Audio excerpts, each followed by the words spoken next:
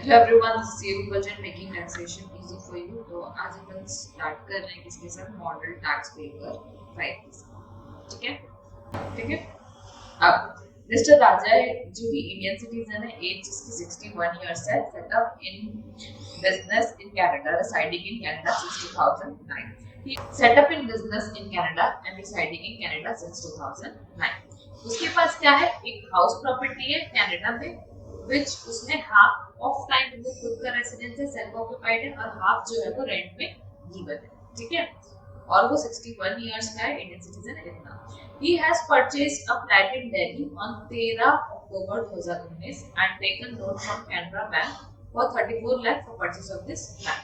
Interest on सच लोग financial year 24-25 का कितना है, 3,14,000। प्रिंसिपल रीपेमेंट जो है वो 80,000। Raja has given this flat on a monthly rent of 32,500 since April, मतलब 7 रुपए। The annual property tax of Delhi is 40,000। Delhi का फ्लैट का रेंट है 40,000, which is paid by Raja. ठीक है, राजा पे किया। Whenever he comes to India to meet his parents, Raja visited India for 124 days during the previous year 24-25. Before that, he visited India a total of 366 days during the previous year, during the period 1/4/2020 to 31 March 2024. ठीक है, he has a house in Ranchi which is sold in May 2021 in respect of which received arrears rent of 2,96,000 का उसका rent मिला। ठीक है, अब Rather has sold 10,000 listed equity shares, ये पुराना डाटा। अब सिंस राजा जो है वो क्या बोलते हैं,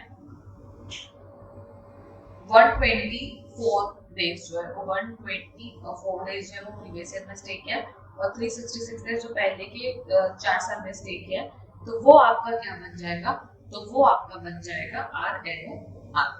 ठीक है, तो राजा अब हमारा क्या बन गया है, RNOR बन गया है। प्लस सेकेंड थिंग जो अपन राजा से पूछना चाहते हैं वो ये है बेटा कि अब इसकी एक कंडीशन क्या है, तो इसकी एक कंडीशन ये भी है कि उसकी इंडिया की इनकम जो 15 लाख से ज्यादा होनी चाहिए, और अपन कैलकुलेट करेंगे तो देखेंगे कि उसकी इंडिया इनकम 15 लाख से ऊपर है कि नहीं। ठीक है, अब सबसे पहले यहाँ पर ये वाली जो इनकम है वो किसमें आती है बेटा, वो आती है आपकी फोर्थ कैटेगरी, मतलब अदर फॉरेन इनकम, कि फ्लैट भी इंडिया के बाहर है, रेंट भी इंडिया के बाहर में है, सारी चीजें जो है वो क्या है, इंडिया के बाहर है। तो क्या ये इंडिया में टैक्सेबल होगा, नहीं, तो ये इंडिया में टैक्सेबल नहीं होगा। ये जो है वो पूरा मेरा हाउस प्रॉपर्टी का सेक्शन है। Radha has sold 10,000 listed shares on 480 per share of A Limited and Indian company और 15/9/2024 15 सितंबर को बेचे हैं। जिस उसने एक्वायर कब किया था, उसने एक्वायर किया था 5 अप्रैल 2017, मतलब 2018 से पहले एक्वायर किया। यहाँ पर आपका ग्रैंडफादरिंग क्लॉज जो है वो लगेगा। अपन 31/1 की जो एफएमपी है वो कंसीडर करेंगे, और बोल रहा है एसटीटी जो है एक्विजिशन में पे हुआ और ट्रांसफर में भी पे हुआ है। तो यहाँ पर वैल्यू कौन सी लेंगे बेटा, 300 रुपीज। तो कॉस्ट ऑफ एक्विजिशन जो है वो आपकी क्या हो जाएगी, 300 रुपीज। सेलिंग प्राइस कितनी आपकी 480, तो डिफरेंस कितना आ गया आपका 180 रुपीज का। तो अगर मेरे पास 10,000 शेयर्स है इनटू 180 रुपीज, आंसर कितना आ जाएगा बेटा, 18 लाख। 18 लाख कैसा है, तो 18 लाख आपका 1/2 है, कॉस्ट ऑफ एक्विजिशन लगाने से आए कि दिस और actual purchase price of whichever is नहीं दिस और sale price whichever is lower, और जो whichever is lower था 300 फिर 300 और 100 whichever is high, तो 100 का था क्या 300, तो 300 माइनस 480, डिफरेंस कितना हुआ 180%। तो आंसर कितना आ गया आपका 18 लाख। राजा wants to pay tax under default tax regime under section 115 BAC, उसको किसमें पे करना है, डिफॉल्ट टैक्स regime में टैक्स पे करना। क्वेश्चन क्या पूछता है, पहली बात तो आपको बताओ रेजिडेंशियल स्टेटस क्या है, दूसरा आपको बताओ कैपिटल गेन क्या है, दूसरा पूछा है आपको हाउस प्रॉपर्टी की इनकम क्या है, तीसरा पूछा है कैपिटल गेन क्या है। ठीक है, तो ये जो है बेटा वो क्या है, RNOR है। और RNOR कैसे बन रहा है, तो 120 दिन प्लस 365 डेज वाली कंडीशन से वो क्या बन रहा है, RNOR। और कैपिटल गेन कितना है, 18 लाख रुपए, जो अभी अपन लोगों ने कैलकुलेट कर लिया है। बचा क्या है, हाउस प्रॉपर्टी की इनकम, तो ये जो है वो आपको कैलकुलेट करनी पड़ेगी। हाउस प्रॉपर्टी की इनकम मैं कैसे कैलकुलेट करूंगी, तो मैं कैलकुलेट करूंगी, मेरे पास मंथली रेंट कितना आ रहा है, तो मेरे पास मंथली रेंट आ रहा है बेटा 32,500। ठीक है, तो मेरी जो जीएवी है वो मेरी आ जाएगी 32,500 इंटू 12, मेरा आंसर आ जाएगा 3,90,000। ठीक है, 3,90,000 में उसने पहले म्युनिसिपल टैक्स पे किया है। और म्युनिसिपल टैक्स कितना पे किया है बेटा? 40,000 क्वेश्चन में गिवन है। तो 40,000 रुपीस आप माइनस कर दोगे तो आपका जो नेट आंसर एनएवी जो है वो आ जाएगा 390 माइनस 40,000। ठीक है, तो 3,90,000 माइनस 40,000 इज इक्वल्स टू 3,50,000। ठीक है, अब 3,50,000 यहाँ पर आ गया। 3,50,000 माइनस 30% क्या हो जाएगा मेरा? Standard deduction. तो इसकी 30% जो स्टैंडर्ड डिडक्शन आएगी वो आएगी 1,05,000। आगे 1,05,000 उसमें से अब देखो निकालना है क्या? इंटरेस्ट ऑन लोन की इंटरेस्ट ऑन लोन जो है वो कितना लिया गया है। ठीक है, तो इंटरेस्ट ऑन लोन को आपने क्वेश्चन सीधे सीधे बता दिया है कितना है बेटा? 3,14,000। तो मैं अब माइनस करूंगी इंटरेस्ट इज इक्वल्स टू 3,14,000। ठीक है, तो 1,05,000 और 3,14,000 इन दोनों को माइनस कर देंगे। Minus 1,05,000 minus 3,14,000 is equals to मेरा आंसर आ गया लॉस में 69,000। 69,000 तो क्या है मेरा?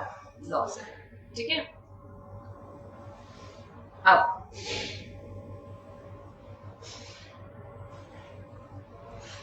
नेक्स्ट उसको क्या मिला है? अरियर्स ऑफ रेंट मिला था कितना? 2,96,000। तो 2,96,000 में वही अपन 30% स्टैंडर्ड डिडक्शन माइनस करते हैं। इसका 30% कितना हो जाएगा? 2,96,000 88,800। मैं इसमें से माइनस कर दूंगी, मेरा आंसर आ जाएगा 2,07,200। ठीक है, तो यहाँ पर जो मेरी इनकम आ जाएगी वो आएगी 2,07,200। माइनस करना है क्या? 69,000। तो मेरा आंसर कितना आ जाएगा? 1,38,200। ठीक है, तो मेरी जो आंसर आ जाएगी वो आएगी 1,38,200। ठीक है, तो मेरे पास आंसर आ गया कितना? 1,38,200। That is my house property का इनकम। तो मैं चूज करूंगी 1,38,200। ठीक है, now comes to the next question. Mr. Anay, age कितनी? 52 years, is a CEO of XYZ Limited. During the previous year, 24-25, he earned a salary. उसने salary कमाई है 1,65 lakh and long-term capital gain on sale of listed equity share STT amounting to 1,06,500. Earned interest इतना on saving account. Saving account का interest है। He has provided the following other information for filing the return of income. He does not receive house rent allowance from his employer. Mr. Anay took a loan from State Bank of India on 27th October 2021 for repairing of his house. किसने loan लिया बेटा? Repairing of his house, क्योंकि क्या है? Self occupied है। तो अगर repairing self occupied तो मैक्सिमम कितना मिलता है आपको? 30,000। वो भी कहाँ पर? 24B। ठीक है, at Delhi paid interest on such borrowing is how much? 80,000 and 1,50,000 towards principal. तो 80,000 में आपको कितना मिलने वाला है? 30,000। और ये 1.5 लाख रुपए आपको कहाँ मिलेगा बेटा? 80C में ड्यूरिंग द प्रीवियस ईयर 24-25। ठीक है, अब Anay has made the following payment towards medical insurance premium of health policies taken for his family members. ठीक है, तो यहाँ पे फैमिली मेंबर्स के लिए भी है, तो खुद के लिए, खुद की बीवी, खुद के बच्चों का अलाउ होता है और पेरेंट्स का अलाउ होता है। ठीक है, तो जो ब्रदर का है क्या वो अलाउ होगा? मेडिकल इंश्योरेंस प्रीमियम ब्रदर का अलाउ नहीं होगा। मेडिकल इंश्योरेंस प्रीमियम पेरेंट्स का अलाउ हो जाएगा और मेडिकल इंश्योरेंस प्रीमियम सेल्फ का और वाइफ का 21,000 ये भी अलाउ हो जाएगा। ठीक है, अब नीचे क्या बोल रहा है?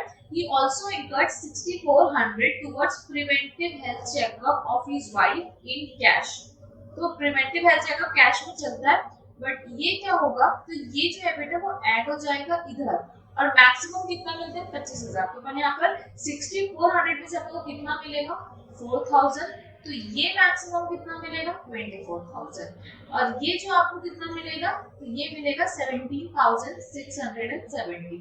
तो दोनों का अगर मैं टोटल कर देती तो मेरे को मिल जाएगा प्लस 17,70 42,670। ठीक है, he deposited 1 lakh towards PPF, तो ये भी कहाँ जाएगा बेटा, 80C में जाएगा. He also deposited 50,000 and 2,50,000 in tier 1 and tier 2 NPS account respectively. तो जो tier 1 की डिडक्शन है वो कहाँ मिलती है, वो मिलती है 80CCD1 में, ठीक है, और tier 2 की कहाँ मिलती है, 80C के अंदर मिलती है, ठीक है. अब नीचे क्या बोला है, he has paid 5,30,000, 5,30,000 का क्या भरा है मेरा, एडवांस टैक्स भरा है. His employer has deducted at source 51,89,000 का TDS डिडक्ट हुआ. तो एडवांस टैक्स डिडक्ट हुआ है कितने का, 5,30,000 का, और TDS कटा है 51,89,000 का. He is of opinion that balance amount of tax, if any, will be paid on 27 जुलाई 2025. तो जो भी बचा हुआ टैक्स अपन 27 जुलाई को भर देंगे, ठीक है. अन्य shift out of the default tax regime under section 115 BSA, वो शिफ्ट आउट कर रहा है. अब अपने को क्या बताना है, तो अपने को बताना है deduction available to mister Anay under chapter 6 से असेसमेंट है 25-26, ठीक है. तो चैप्टर 6 की जो डिडक्शन है वो कितनी मिल रही है, तो ये बताना है आपको. सेकंड आपको बताना है क्या बेटा, TDS, ये जो TDS क्या बोलते हैं, कितना डिडक्ट होगा. और थर्ड आपको बताना है interest chargeable under section 234B. तो 234B कब लगता है कि जब आप 90% या उससे कम का एडवांस टैक्स भरते हो, तो उस केस में आपको 234B का इंटरेस्ट लगता है, तो वो कितना लगेगा, ठीक है. अब TDS क्या है एक बार देख लेते हैं. TDS क्या बोलता है, assume that for the purpose of answering this question alone, इसका कोई लेना देना नहीं है, अपन इसको पहले ही पढ़ते तो हो जाता. That Anay pays a rent of 65,000 per month for his rented house at Mumbai to Mr. C, a resident individual. तो अनय जो है वो इतना रेंट भर रहा है, ठीक है. इस mister Anay liable to deduct TDS if any, क्या उसको TDS डिडक्ट करने की जरूरत है, बिल्कुल है. What would be the rate and amount of TDS? तो जो अनय है वो ऑडिट में कवर हो रहा है क्या, नहीं, तो उसके ऊपर कौन सा लगेगा, सेक्शन 194IB, और 194IB में रेट कितना है आपका 2%. वो कब डिडक्ट करेगा, at the year and deduct करेगा, ठीक है. तो अब यहाँ पर कितना रेट, 3.5, 2, 5, और यहाँ पे डिडक्ट करने की जरूरत नहीं है, ऐसा बोल रहा है. तो वैसे बात है, आंसर कौन सा होगा, ऑप्शन नंबर बी, और कब डिडक्ट करेगा, एट द ईयर एंड, ठीक है, that is in the month of March. उसके बाद चैप्टर 6 की डिडक्शन निकालनी है. तो चैप्टर 6 की डिडक्शन के लिए सबसे पहले अपन बात करते हैं 80C, ठीक है.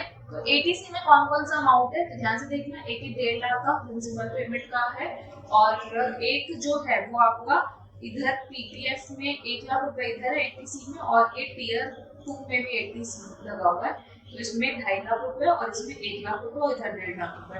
बट तीनों मिला के मैक्सिमम कितना मिलेगा, तीनों मिला के मैक्सिमम मिलने देगा, तो मैं डायरेक्टली 1.5 लाख ही, ठीक है.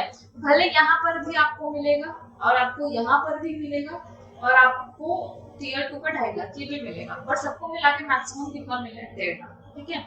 अब बात करते हैं किसकी, 80D की. तो यहाँ पे अपन लोगों ने देखा 80D का कितना है, 42,670, 42,670.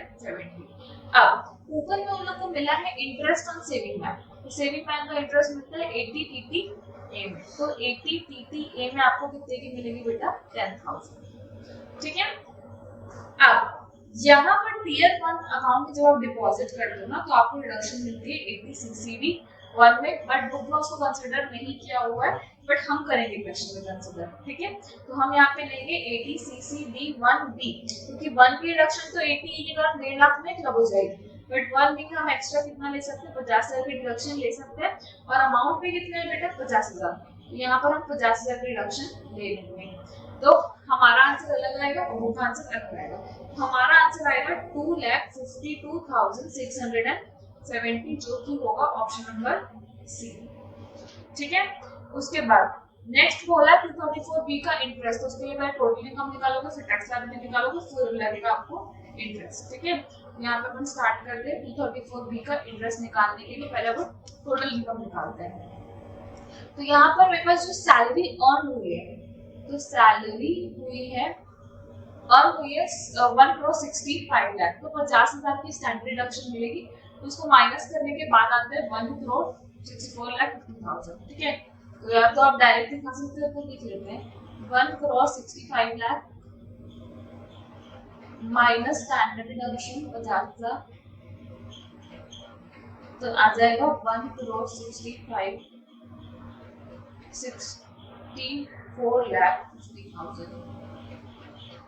ठीक है, यहाँ पर ये हो गया। उसके बाद नेक्स्ट क्या बोला आपको, लॉन्ग टर्म कैपिटल गेन। तो लॉन्ग टर्म कैपिटल गेन जो 112A वाला है वो आया है कितना आपका 1,06,500। तो ये आपका आ चुका है।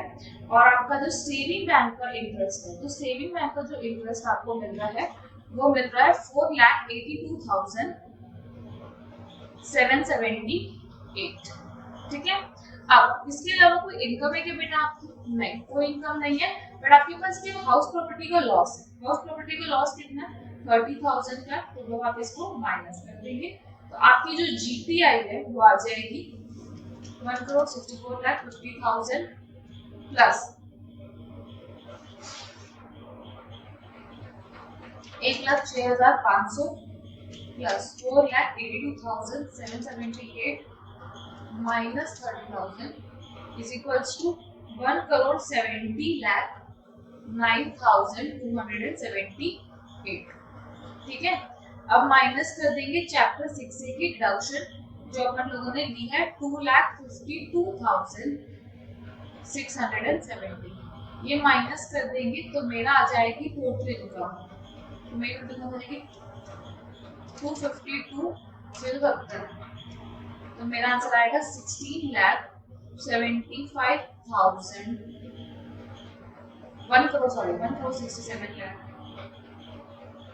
1 करोड़ 1,67 लाख 1,67,56,608। ये मेरी क्या आ गई है टोटल इनकम। अब मेरी जो इनकम है वो कौन कौन सी है, तो ये मेरा ये है लॉन्ग टर्म कैपिटल गेन है, सेविंग बैंक का इंटरेस्ट है। ये किससे टैक्सेबल होता है, स्लैब रेट से टैक्सेबल होता है। ये टैक्सेबल होता है अपने स्पेशल रेट से, बट 1,25,000 का क्या होता है बेटा एग्जेम्प्ट होता है, इस पर टैक्स नहीं लगता। तो इसका और इसका मिला के हम लोग क्या निकालना पड़ेगा, स्लैब रेट निकालना पड़ेगा। तो 1,64,50,000 पर प्लस 4,82,000। तो यहाँ पे अपन क्या माइनस कर देंगे, यहाँ पे अपन माइनस कर देंगे 1,06,500। इसको अपन नेट माइनस कर देंगे तो मेरा आंसर आ जाएगा 1,67,56,608 माइनस 1,06,500।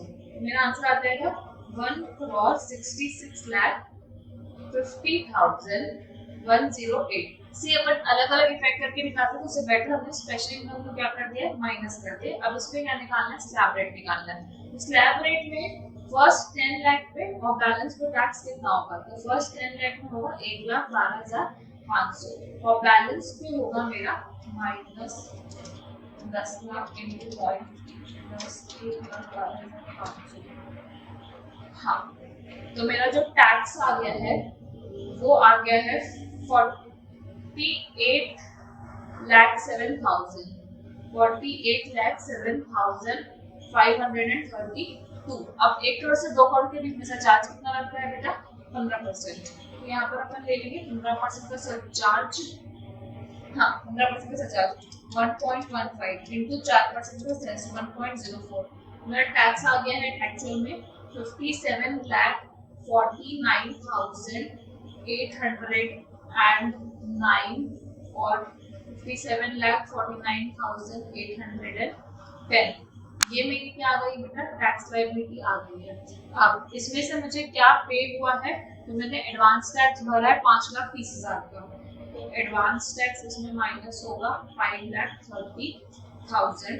मैंने टीडीएस जो मेरा डिडक्ट हुआ है वो डिडक्ट हुआ है 51,89,000 51,89,000। जब मैं इन दोनों को माइनस कर देती हूँ तो मेरा आंसर आ जाएगा minus 5,30,000 minus 51,89,000।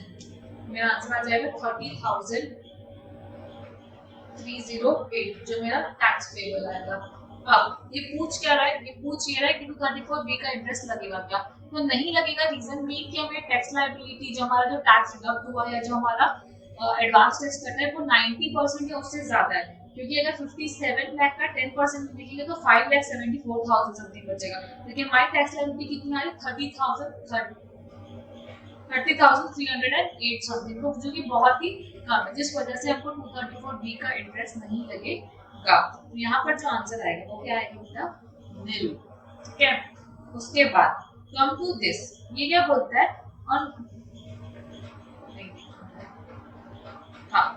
on 20 October 2024 Pia Konak, minor child है, gets a gift of 20 lakh from her father's friend, पापा के दोस्त से मिला है। On the same day, amount is deposited in FD in Pia's bank account. On the said deposit, interest 13,000 was earned during the previous year 24-25. In whose had income of Pia shall be taxable. Also compute the income that shall be taxable if both parents paid tax under default tax regime. अगर दोनों लोग default tax regime में tax पे करते हैं तो 1,500 रुपए की जो एग्जेम्पशन है बेटा वो नहीं मिलती है।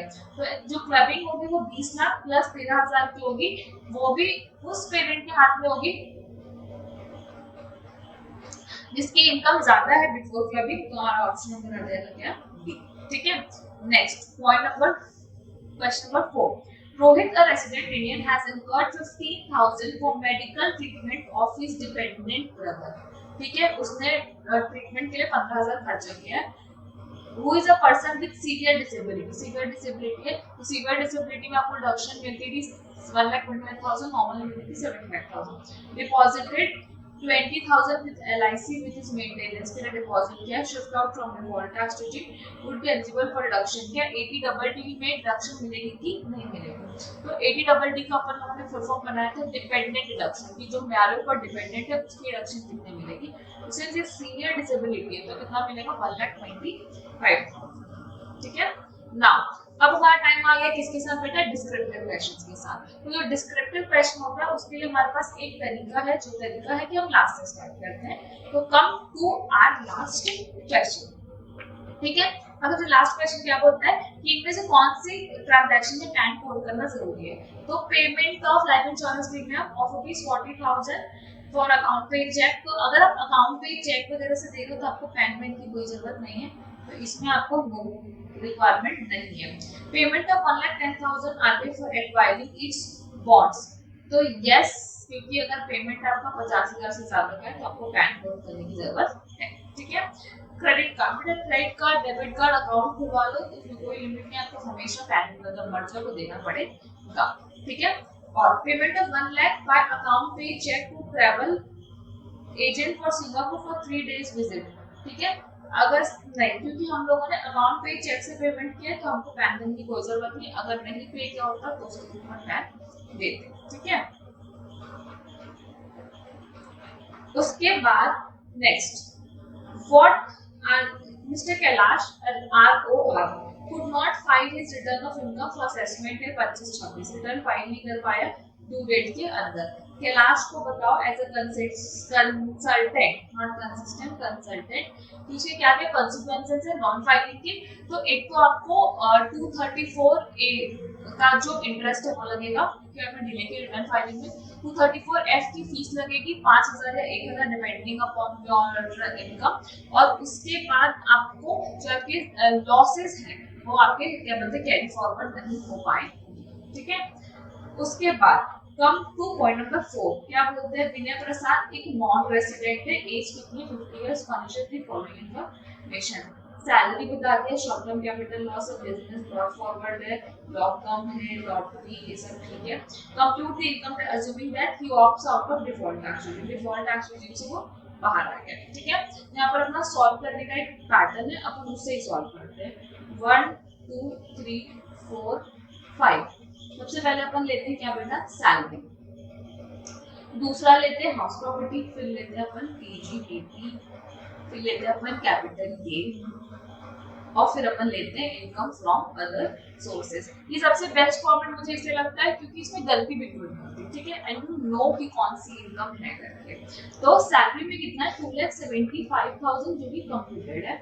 शॉर्ट टर्म कैपिटल लॉस तो 1,85,000 शॉर्ट टर्म कैपिटल लॉस, इसमें आपको बताना पड़ेगा बाइफरकेशन, क्योंकि इसमें नेचर जरूरी है, ठीक है। उसके बाद नेक्स्ट क्या, बिजनेस इनकम 1,20,000, तो 1,20,000 जो है वो आपकी करंट ईयर का बिजनेस प्रॉफिट है, ठीक है। उसके बाद होलसेल बिजनेस से लॉस हो रहा है, तो लॉस है आपको 1 लाख का, वो भी आपका करंट ईयर का है, तो लॉस में लगा दो क्या बेटा, ब्रैकेट। उसके बाद है आपका ब्रॉड फॉरवर्ड बिजनेस लॉस 22 का, तो 1,35,000 ये जो है वो क्या है, ब्रॉड फॉरवर्ड लॉस। 22-23 से लाए तो 8 साल नहीं हुआ तब सेट ऑफ हो सकता है। Long term capital gain from sale of building, तो यहाँ पे आपका है 2 लाख रुपए long term capital gain. Long term में शॉर्ट टर्म से फर्क पड़ता है, बिल्डिंग का शेयर्स का कोई लेना देना नहीं है। लॉटरी, लॉटरी जो आपको जीतने वाली लॉटरी, पता चलने वाली लॉटरी नहीं है, 45,000 ये क्या है, लॉटरी लग देखते पड़िए। और 80C में आपको माइनस करने मिल रहा है 1,50,000, तो यहाँ पे हम लोग दे रहे रिडक्शन, नया कॉलम बना रहे पहली बार। 80C में बनाया है कितना, 1,50,000, इसको नीचे ऊपर आएगा 1,50,000, ठीक है। और नेक्स्ट है आपका minor daughter income from minor daughter मिलेशन फ्रॉम द टैलेंट, तो वो तो उसके हाथ में ही टैक्सेबल होगा, 2 लाख तक उसका कुछ नहीं कर सकते। प्रोविडेंट फंड में 1.5 लाख वाला रिडक्शन मिल जाए, अपने को निकालना इनकम टैक्स लायबिलिटी, तो भाई टोटल इनकम निकाल लेते हैं, ठीक है। क्या इसके अलावा कुछ है, कुछ भी नहीं है, तो ये जो है वो क्या होगा, सीधे सीधे भाई हमारा हो जाएगा टैक्सेबल। तो मेरी जो अदर सोर्सेज में इनकम आएगी कितनी आएगी, 45,000। ये जो फाइनल आंसर है उसको रेड से लिखो। अब लॉन्ग टर्म का गेन है, शॉर्ट टर्म का लॉस है, बड़े भाई का दिल उधार है तो एडजस्ट हो जाएगा, तो 15,000 का आ जाएगा क्या, लॉन्ग टर्म कैपिटल गेन, ठीक है। अब पहले तो करंट ईयर का लॉस है, फिर ब्रॉड फॉरवर्ड लॉस, तो करंट ईयर का 1 लाख सेट ऑफ करेंगे और ब्रॉड फॉरवर्ड जो है बचा हुआ सेट ऑफ हो जाएगा 15,000, ठीक है। तो हमें मेरे को कैरी फॉरवर्ड करना पड़ेगा, तो मैं कैरी फॉरवर्ड करूंगी 1,15,000 का ब्रॉड फॉरवर्ड लॉस, ठीक है। तो 1,15,000 का ब्रॉड फॉरवर्ड लॉस जो है वो कैरी फॉरवर्ड हो जाएगा, तो ये जो अपन क्या करेंगे कैरी फॉरवर्ड। उसके बाद सैलरी जो है वो कितनी है, 2,75,000। क्या हाउस प्रॉपर्टी में कुछ है नहीं, इसको अपन लिखते हैं रेड से, 2,75,000, ठीक है।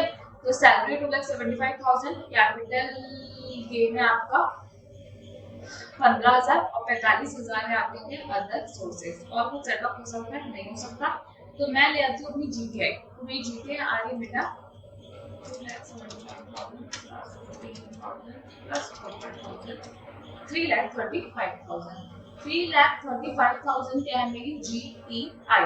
रिडक्शन माइनस करूंगी मैं 80C की, तो 80C बोलता है 1.5 लाख रुपए हम माइनस करने देंगे बिल्कुल, तो मेरा आंसर आ जाता है माइनस 1,85,000, ठीक है।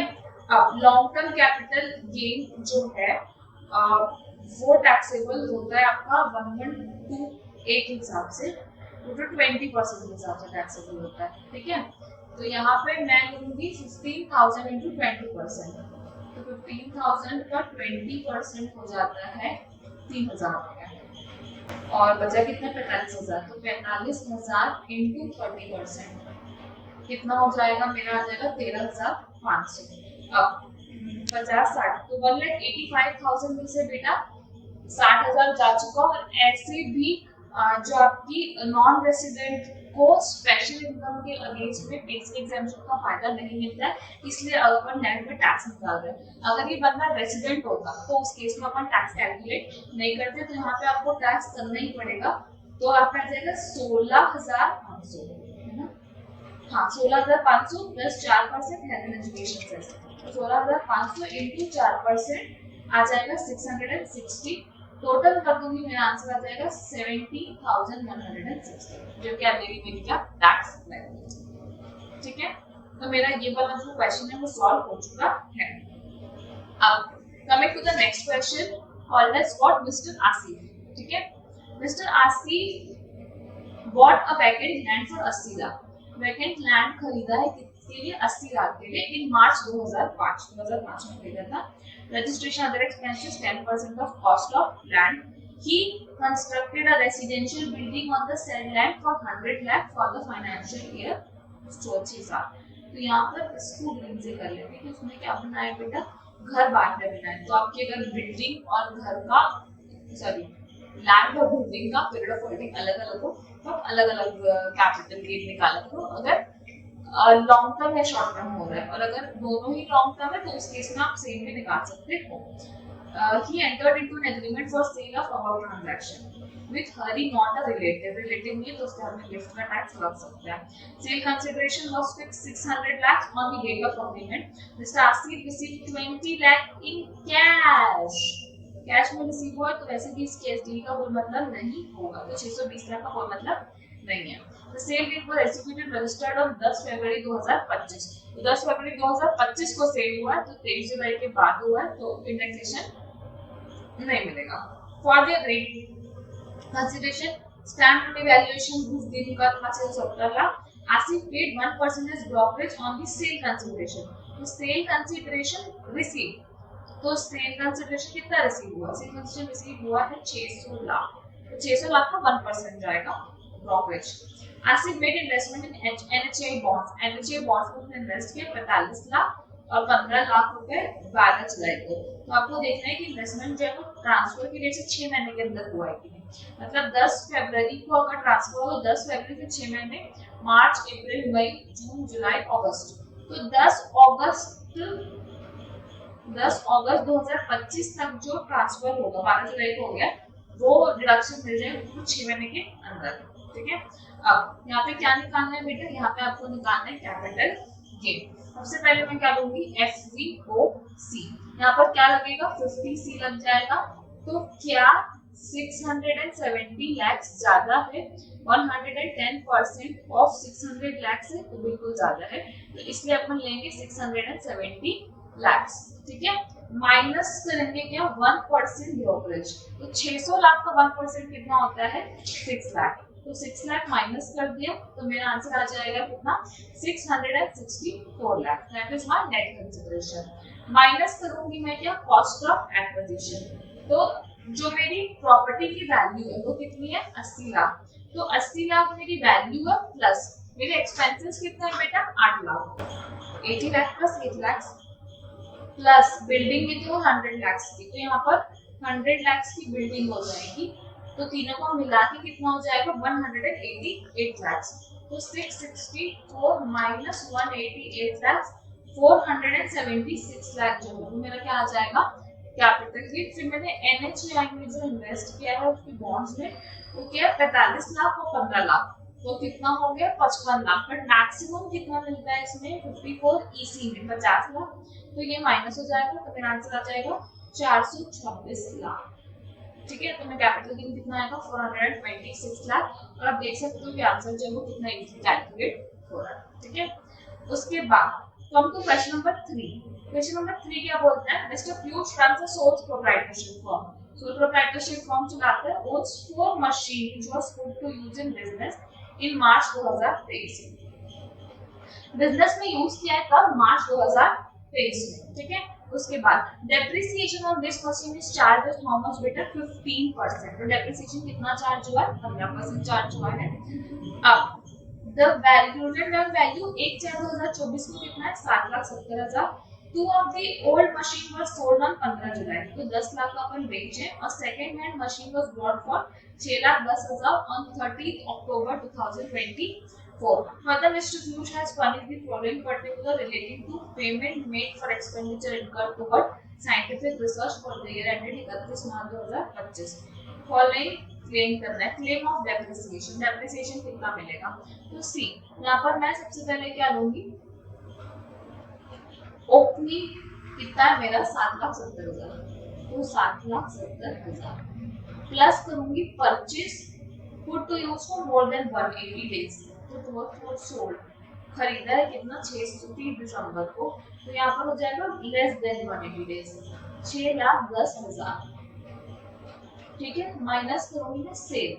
सेल है मेरा 10 लाख का, मेरा जो नेट आंसर आ जाएगा वो आएगा 7,70,000 plus 6,10,000 minus 10 lakh is equal to 3,80,000। ठीक है, तो 3,80,000 रुपए जो है वो क्या है, 3,80,000 जो है वो मेरा क्या है जो है ब्लॉक का वैल्यू है, तो ब्लॉक का वैल्यू इंटू 7.5%, मेरा आंसर आ जाएगा इंटू 7.5%, 28,500। तो ये मेरा क्या है बेटा, क्लेम ऑफ डेप्रिसिएशन है 28,500। हाँ, तो यहाँ तक कितना आएगा 28,500। Capital gain chargeable to tax is linked क्योंकि डेप्रिसिएशन लग रहा है, ब्लॉक में वैल्यू बची हुई है। Deduction available under section 35 deduction मिलेगी। पेमेंट मेड टू दूसरी यूनिवर्सिटी एंड अप्रूव्ड यूनिवर्सिटी का ब्लॉक मिल जाएगा। Payment made to Satyavati college, अभी अप्रूव्ड कॉलेज है कि नहीं कुछ नहीं लिखा, अज्यूमिंग तो नहीं होगा। रिडक्शन किसकी मिलेगी, सिर्फ 15 लाख की, तो यहाँ पर आपको 15 लाख की रिडक्शन जो है वो मिल जाएगी। और उसे शिफ्ट आउट किया कहाँ से, डिफॉल्ट टैक्स रिजीम से, क्योंकि डिफॉल्ट टैक्स रिजीम में अगर आप दूसरों को रिडक्शन दे रहे हो तो रिडक्शन नहीं मिलती, सिर्फ खुद के बिजनेस के लिए खर्चा करते हो तब रिडक्शन मिलती है।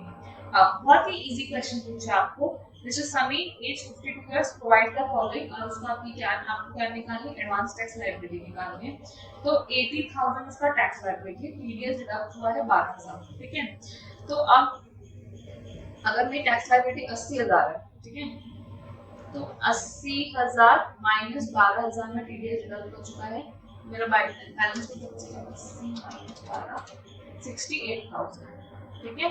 अब तो 68,000 का 15% जो है वो मेरा फर्स्ट इंस्टॉलमेंट है, 30% जो मेरा सेकंड इंस्टॉलमेंट है, 30% जो मेरा थर्ड इंस्टॉलमेंट है, और 25% जो मेरा फोर्थ इंस्टॉलमेंट है। अगर आप इन सबको टोटल भी करोगे तो आपका 100 जो है वो आ जाएगा, क्योंकि 25 प्लस 50 40 और 60 और 40 100, तो 68,000 का जो 15% है, 68,000 इंटू 15% इज इक्वल टू 10,200, तो ये आ जाएगा। और 68,000 इंटू 0.3, 68,000 इंटू 0.3 आ जाएगा 20,400, same 20,400 divided by 30 into 25, answer आएगा आपको कितना, 17,000। तो ये जो है वो आपकी क्या है, एडवांस टैक्स इंस्टॉलमेंट्स है, ठीक है। उसके बाद coming to our next question, तो जो आपका नेक्स्ट क्वेश्चन है वो क्या बोलता है, आपका नेक्स्ट क्वेश्चन बोलता है बेटा क्वेश्चन नंबर 2, बहुत जल्दी हम क्वेश्चन नंबर 2 में पहुंच चुके हैं, मतलब 33 मिनट्स में भी हम कवर, बहुत बड़ी बात है। मिसेस रिया, एज कितने, 62 इयर्स बताइए, ठीक है। was born and brought up in New Delhi, she got married in Russia in 1996, वो पैदा होने से 2 साल पहले, settled there, तब से वहीं है। since her marriage she visits India for 60 days each year, हर साल 60 days के लिए इंडिया आती है। during her summer during और ascertain रेसिडेंशियल स्टेटस निकालना है रिया का। अगर कोई बंदा है जो विजिट में इंडिया के जा रहा है तो पहले हम उसकी इंडियन इनकम कैलकुलेट करना सकते हो, तो उसकी इंडियन इनकम कैसे कैलकुलेट होगी, तभी आप 15 लाख वाला जो है प्रोविजन लगा पाओगे। तो pension receive from Russian government, ये आता है 4 कैटेगरी में, अदर फॉरेन इनकम में। इंडियन इनकम के अंदर आता है 1 2 3, 1 मतलब above India, 2 receive in India, 3 business profession controlled from India, ठीक है। तो long term capital gain on sale of land at new Delhi computed, तो ये आपका 1 है क्योंकि न्यू दिल्ली के बिका। Short term capital gain sale of Indian listed company बहुत है, ये भी 1 है। Premium paid for self life insurance corporation, ये तो नहीं आएगा, ये आएगा 80C में मिल जाएगा। Rent receive current respect of house property in Delhi, तो ये भी 1 में है, ठीक है। Rent receive equal to annual value respect of house property in New Delhi, तो rent receive equal to annual value, तो एनुअल वैल्यू मतलब gross net annual value 90,000 into 0.7, तो मेरा आंसर कितना आ जाएगा 63,000। यहाँ पर मैं लूंगी 63,000 3 लाख, तो 360 प्लस 63 समथिंग जाएगा 4,23,000, मतलब 15 लाख से बहुत कम है। 15 लाख से कम है तो आपके लिए डेज वाली कंडीशन कितनी होगी 182 डेज और समथिंग वाली कंडीशन है। तो 182 डेज इंडिया में रहोगे तो रेसिडेंट अदरवाइज नॉन रेसिडेंट। अब ये क्या बन गई बेटा इंडिया की नॉन रेसिडेंट। अब नॉन रेसिडेंट को कौन सी इनकम टैक्सेबल होती है? तो नॉन रेसिडेंट को टैक्सेबल होता है सिर्फ और सिर्फ 1 2 3, ठीक है। तो 3 लाख 4,23,000 तो हमारा ऐसे ही आ गया, माइनस लाइफ इंश्योरेंस प्रीमियम कितना 75,000, इसको माइनस कर दूंगी ना, फाइनल आंसर आ जाएगा। डिफॉल्ट टैक्स रेजिम नहीं है। अच्छा अंडर डिफॉल्ट टैक्स रेजिम, तो डिफॉल्ट टैक्स रेजिम में तो सिर्फ ये है माइनस, डिफॉल्ट टैक्स रेजिम में 80 से नहीं मिलेगा, तो ये चल 4,23,000 का आपकी इनकम जो है वो हो जाएगा, ठीक है। आगे आपका 4,23,000।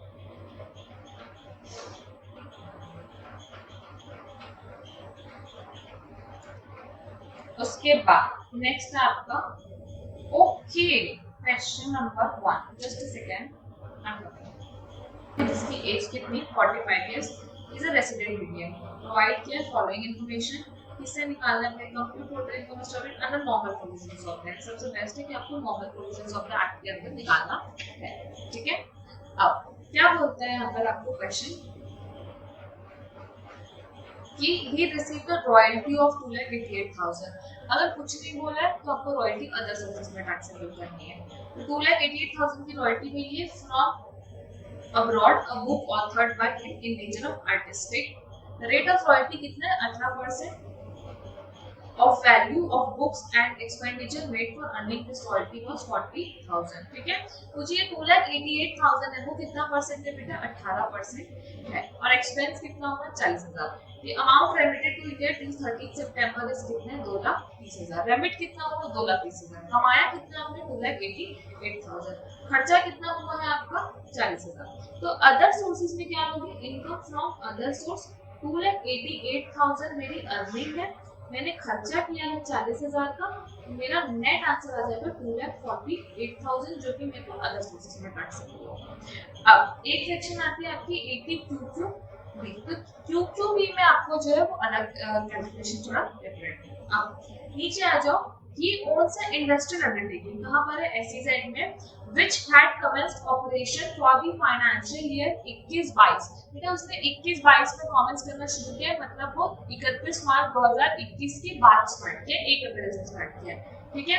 तो जब आप ऑपरेशन 21-22 के बाद स्टार्ट करते हो तो रिडक्शन नहीं होगी टेंडेबल में, तो प्रॉफिट जो भी आपका डायरेक्ट होगा वही आपका टैक्सेबल होगा। तो पीजीबीपी में आप डायरेक्ट प्रॉफिट कितना टैक्सेबल करने वाले हो 20 लाख, ठीक है।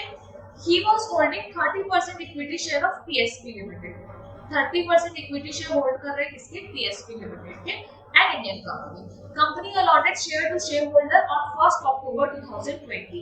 बेटा उसने अलॉटमेंट जो है वो 1 अक्टूबर 2020 में किया, मतलब शेयर्स उसको 2020 में मिले, मतलब 31 जनवरी 2018 के बाद मिले। The paid up share of company कितना है 20 lakh divided to 2 lakh shares. Company के पास जो 2 लाख शेयर है ऑफ 10 ईच और इशू हुआ है प्रीमियम में, तो इशू प्राइस कितनी हो गई 40 रुपए हो गई, ठीक है, 40 रुपए हो गई, ठीक है। ये मेरी क्या हो गई इशू प्राइस। अब जब कंपनी के पास 2 लाख शेयर है और मेरे को 30% होल्ड कर, तो मेरे शेयर्स कितने हो गए, मेरे शेयर्स हो गए हैं 60,000 शेयर्स। मेरे पास कितने शेयर है, बस 60,000 शेयर है। ही सोल्ड ऑल द शेयर्स, 30 अप्रैल को उन्होंने शेयर बेचे, 60 पर शेयर उन्होंने बेचा। Equity share of PSP limited है लिस्टेड ऑन एनएससी, तो एनएससी में लिस्टेड है, और 31/1 को उसकी वैल्यू ये है जो कि यूजलेस है, क्योंकि हमारा ट्रांसफर जो है 31/1 के बाद हुआ है, इसकी फेयर मार्केट वैल्यू जो है क्या है यूजलेस, ठीक है। तो अब मेरा सेलिंग प्राइस कितना है बेटा 60 रुपीज, मेरा कॉस्ट ऑफ एक्विजिशन कितना है 40 रुपए, मेरा डिफरेंस कितना है 20 रुपए, इनटू मैं क्या करूंगी 60,000 शेयर्स, मेरा आंसर कितना आ जाएगा 1,20,000। इट्स दैट सिंपल, ठीक है। उसके बाद नेक्स्ट, और ये किसमें टैक्सेबल होगा बेटा 1.2 ए में टैक्सेबल, 30,000 सेविंग बैंक डिपॉजिट, तो इसमें डिडक्शन मिलेगी 80 कौन सी 1 ए में। He occupies ground floor for residential building and let out the first floor residential at an annual rent of 2,28,000. Municipal taxes भरे 60,000 के for the current financial year तो पूरे घर का भरा है 60,000, तो लेट आउट का कितना हो 30,000। अब 2,28,000 जो है वो मेरा टोटल में है, माइनस 30,000 मेरा म्यूनिसिपल टैक्स हो गया, मेरा नेट आंसर आता है 1,98,000। उसमें से माइनस कर दूंगी 30% स्टैंडर्ड नोशन, मेरा आंसर आ जाएगा 1,48,600, 30% माइनस करने के बाद। ठीक है, अब insurance premium 39,000 on life insurance policy of son who is not dependent on him. तो सन की लाइफ इंश्योरेंस पॉलिसी में आपको रिडक्शन कितनी मिल रही है बेटा 39,000 और 48,000 ऑन द डिपेंडेंट फादर। तो यहाँ पर आपको रिडक्शन मिल जाएगी, चाहे वो डिपेंडेंट हो चाहे नहीं हो, 39,000 मिलेगी और ये 48,000 नहीं मिलेगा, और ये 28,000 जो ये मिलेगा इसके अंदर ABC के अंदर। ठीक है, now let's solve the question. तो अपन क्वेश्चन सॉल्व करना स्टार्ट करेंगे तो क्या लिखेंगे, सबसे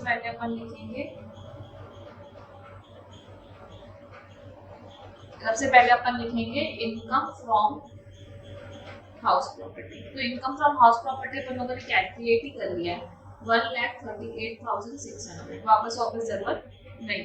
ठीक है, अब पीजीबीबी में अपन लोगों ने देखा था कि सिंस ऑपरेशन 22 के बाद स्टार्ट हुआ है तो अपन लोग डायरेक्ट प्रॉफिट ले लेंगे कितना 20 लाख। ठीक है, अब बात करेंगे किसकी, कैपिटल गेन की। तो कैपिटल गेन में भी अपन लोगों ने आंसर निकाला था कितना 12 लाख। और नेक्स्ट अपन बात करेंगे इनकम फ्रॉम अदर सोर्सेज की। तो इनकम फ्रॉम अदर सोर्सेज में रॉयल्टी का आंसर कितना आया है, तो रॉयल्टी का आंसर आया था हमारा लगभग 2,48,000। ठीक है, और मेरे पास था सेविंग बैंक का इंटरेस्ट, तो सेविंग बैंक का इंटरेस्ट मुझे मिला था कितना 30,000 सेविंग बैंक का इंटरेस्ट। तो अगर मैं अपनी जीपीआई कैलकुलेट करने जाऊँ तो मेरा आंसर आ जाएगा 1,58,600 plus 20 lakh plus 12 lakh plus 2,48,000 plus 30,000, 36,16,600। ठीक है, तो मेरा आंसर आ जाएगा 36,16,600। माइनस करेंगे अपन डिडक्शन एटीसी के अंदर। तो एटीसी के अंदर दो डिडक्शन अपने को मिली थी, एक मिली थी 28,000 वाली और एक अपने को मिली थी जो अपन लोगों ने ऐड करके ली थी 39,000। तो 39,000 प्लस 28,000, तो टोटल डिडक्शन मेरी आ जाएगी 67,000। तो 67,000 रुपीज जो है वो इसकी रिडक्शन आ जाएगी। ठीक है, उसके बाद नेक्स्ट अपने को रिडक्शन मिलेगी 80 QQB में। तो QQB की रिडक्शन क्या होती है, आपको eligible royalty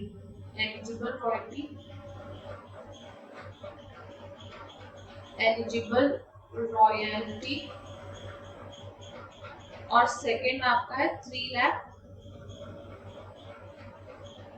whichever is lower। तो whichever is lower, तो आपको एलिजिबल रॉयल्टी और 3 lakh whichever is lower reduction जो है वो मिल जाएगी। अब एलिजिबल रॉयल्टी का मतलब क्या होता है, तो एलिजिबल रॉयल्टी का मतलब होता है बेटा 15%। तो अपन लोग यहाँ पर लेंगे एलिजिबल रॉयल्टी मिलेगी 15%। तो 15% निकालोगे कैसे, तो जो आपका 2,88,000 है वो खुद कितना परसेंट है, वो है बेटा 18%। तो 15% कितना होगा, तो 15% हो जाएगा 2,88,000 डिवाइडेड बाय 18 इंटू 15, 2,40,000। ठीक है, 2,40,000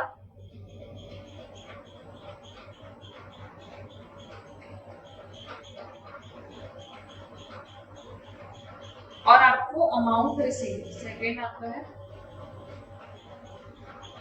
अमाउंट रिसीव। तो रिसीव कितना हुआ बेटा 2,30,000। तो यहाँ पर अपन लेते हैं whichever is lower। तो whichever is lower कितना है 2,30,000। अब 2,30,000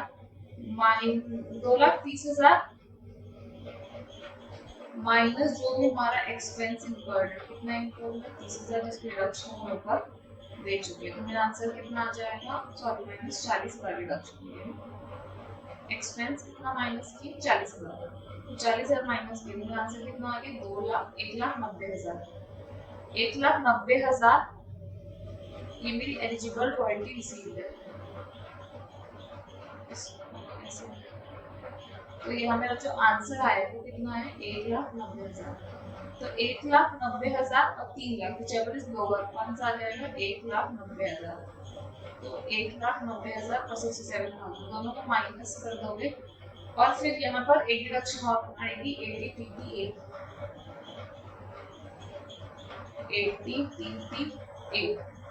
डिडक्शन कितने मिलेगी बेटा 10,000। उसको माइनस कर दोगे तो ये तीनों को माइनस कर दोगे तो मेरी टोटल इनकम आ जाएगी 33,49,600। ठीक है, तो ये जो है वो क्या जाएगी हमारी जो टोटल इनकम है वो आ जाएगी 49,600।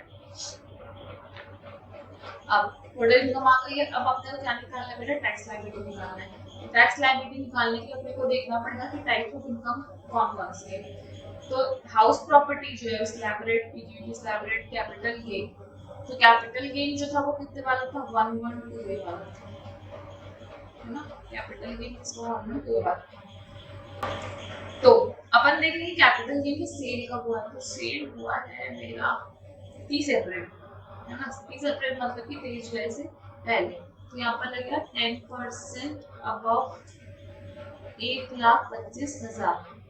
ठीक है, तो ये अपना टैक्स रेट हो जाएगा। तो 12 लाख माइनस 1,25,000। तो मेरा आंसर आ गया था कितना आएगा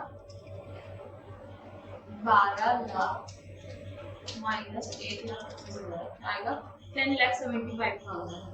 10,75,000 इंटू 10%। आंसर आ जाएगा 1,07,500।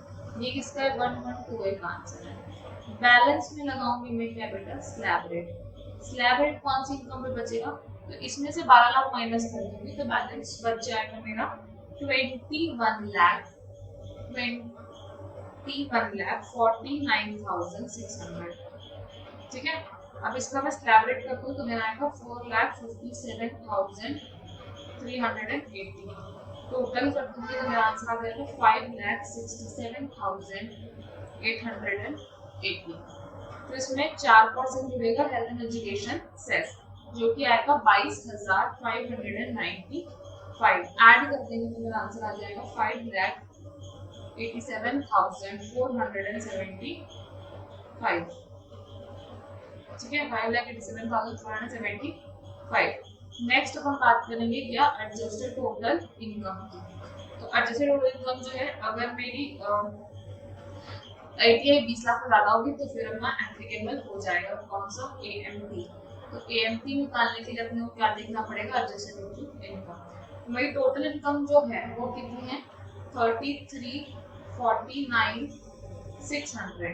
ठीक है, नेक्स्ट है 80 Q2B। 80 Q2B कितना है बेटा 1,90,000। ठीक है, तो 1,90,000 ऐड कर दूंगी तो आंसर आएगा 45,49,600। फिर उसमें लगेगा 18.5% का टैक्स।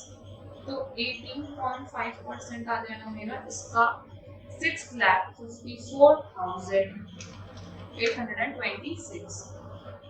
फिर मैं 4% एजुकेशन सेस ऐड करूंगी तो मेरा आंसर आ जाएगा 26,193 प्लस इक्वल्स टू मेरा आंसर आएगा 6,81,019 6,81,020 रुपीज। 020 वो आ जाएगा। एएमटी क्रेडिट जो है मैं माइनस करूंगी तो मेरा आंसर आएगा। अब एएमटी क्रेडिट कैसे माइनस होगा तो टैक्स लायबिलिटी से माइनस होगा 5,87,475 और 6,81,000 तो मुझे पे कौन सा करना है ये वाला। तो मुझे क्रेडिट मिलेगी 93,540 रुपीज की जब मैं इन दोनों को माइनस करूंगी। किसको किसको इसको और इसको। I hope you liked the video and you got the concept as well. Thank you.